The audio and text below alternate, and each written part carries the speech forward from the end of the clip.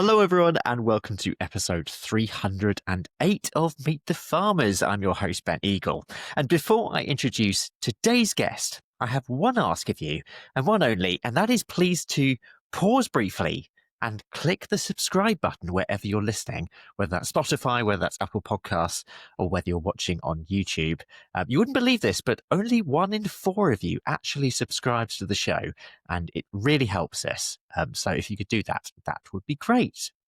So today on the show, we are focusing on a topic that is critical for every farming or rural business, and that is recruitment. It's something that a lot of you have been talking about. It's in the farming press a lot. And indeed, finding and keeping the right people is one of the biggest challenges across the sector. It's also something that is evolving rapidly as the industry changes. So today we're going to focus specifically on rural professionals, farm managers, but I hope to cover other forms of farm labour at a future point as well. To help us unpack it today, I am delighted to be joined by someone who knows the rural jobs market very well indeed, and that is Miranda Webster from Webster's Rural. Miranda and her team specialise in recruitment for farms and rural businesses, and she brings a wealth of experience and insight into how to attract, hire, and retain talent in the space. Miranda, welcome to Meet the Farmers. It's great to have you on the show. Thanks, Ben. Excited to be here.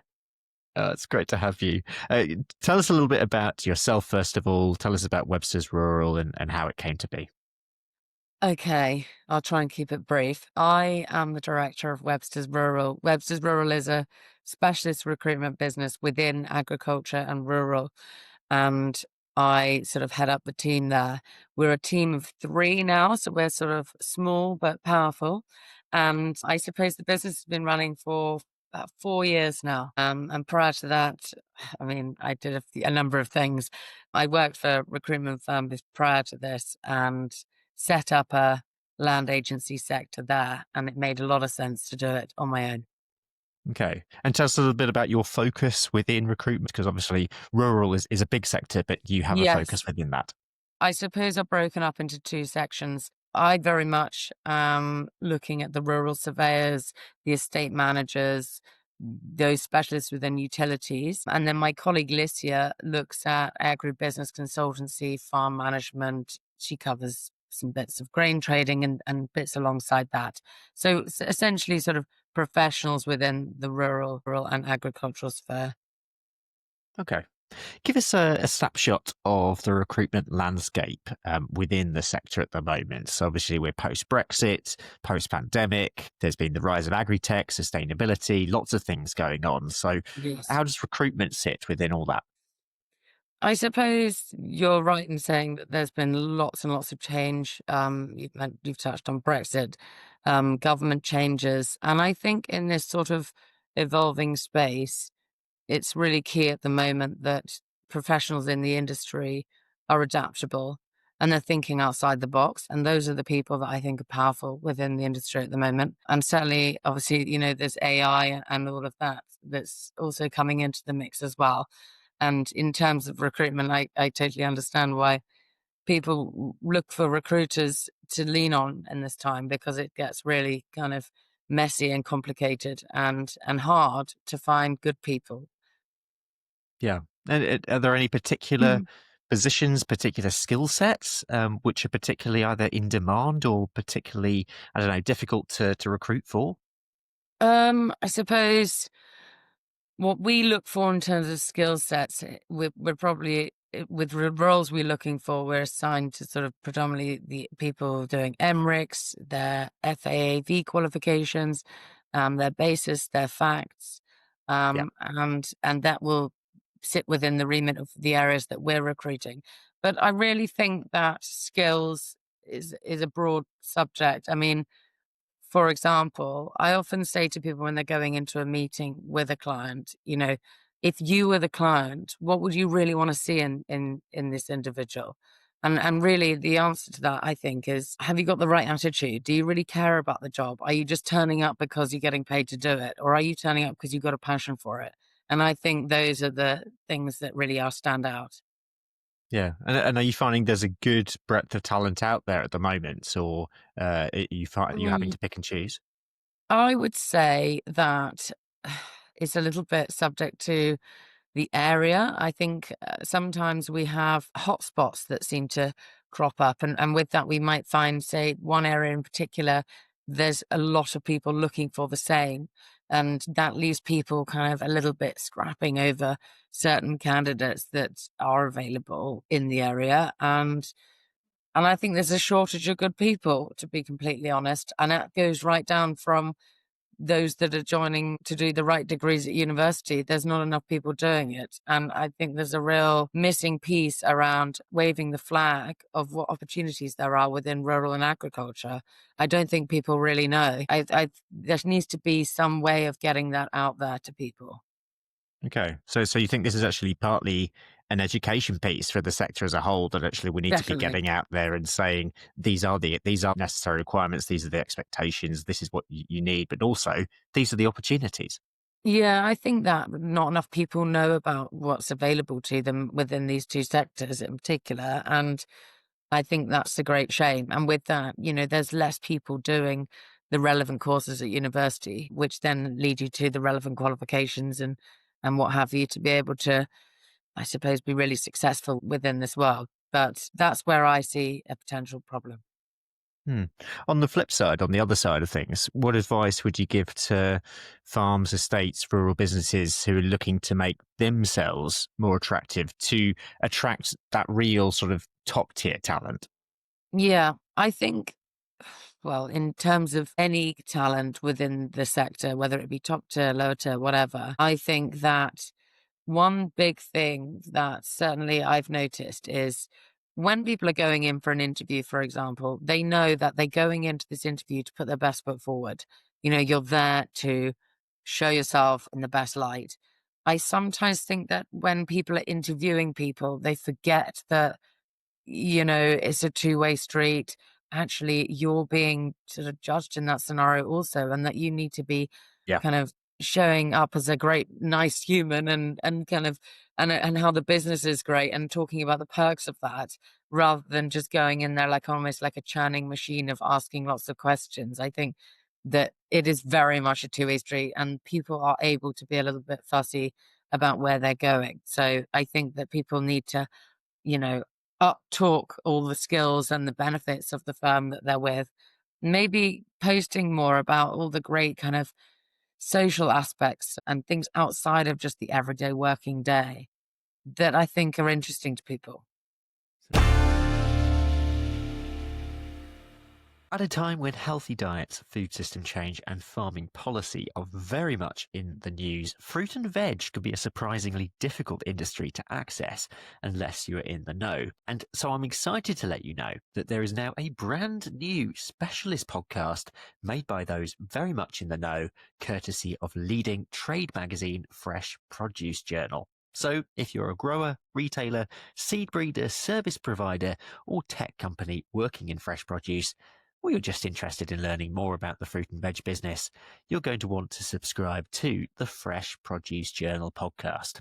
Hosted by food journalist Nina Pullman, the Fresh Produce Journal podcast has news, views, and the insider scoop from the journalists behind the top stories affecting the fruit and veg sector. And you can listen to it wherever you're listening to this podcast, whether that's Spotify, Apple Podcasts, or anywhere else, or download and listen via the free FBJ app. That's the Fresh Produce Journal podcast, available now. Hmm.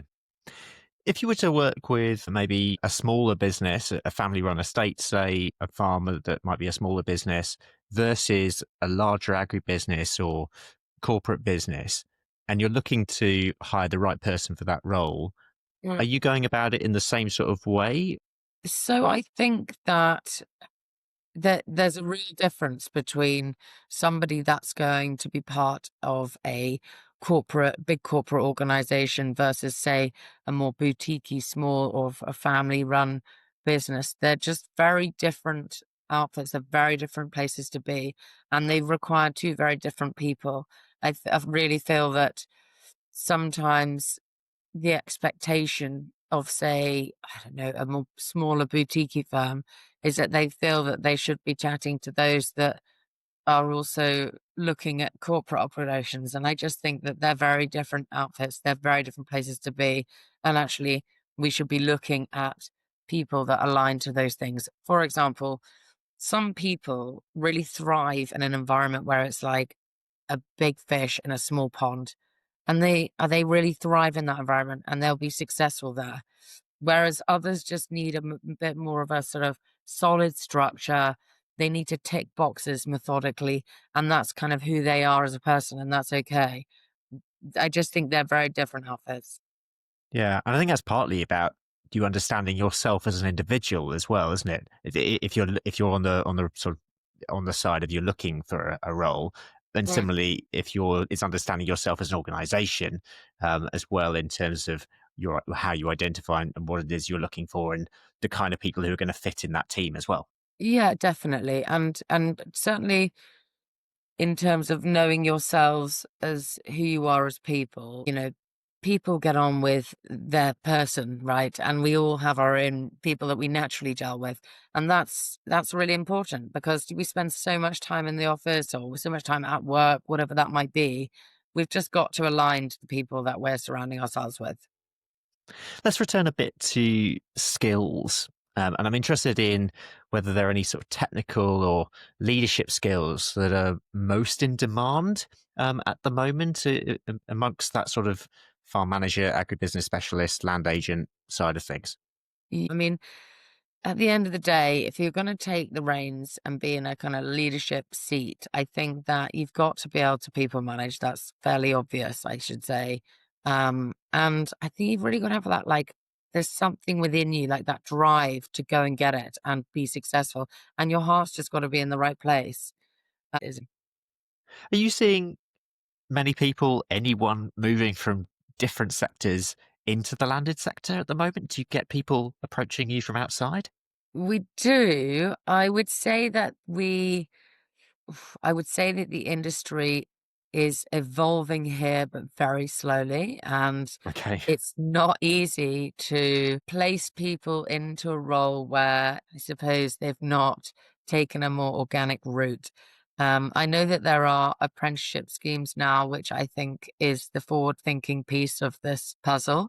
There's more to be had there. And I think that it's the nature of the role is that it requires certain boxes to be ticked. So it's not that easy to place people into it who aren't from that world. I mean, for example, if you're going to go and chat to farmers, farmers want to talk the farming language.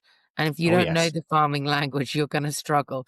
But in the same breath, I'm an optimist and I really believe that people can try and work hard and do anything. The world is everybody's oyster. It just is all about your heart and how hard you're going to work. And I think if you're wanting to get into it, certainly the apprenticeship schemes are an interesting route if you haven't taken a more organic path to this.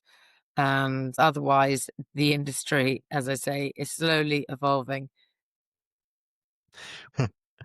What about common mistakes you see in terms of estates, farms, businesses who are looking to recruit staff?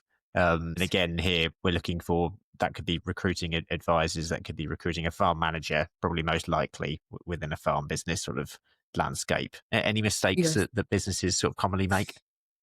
I think, well, at the end of the day, a conversation I'm having very frequently these days is what makes you better than everybody else that's looking for exactly the same thing?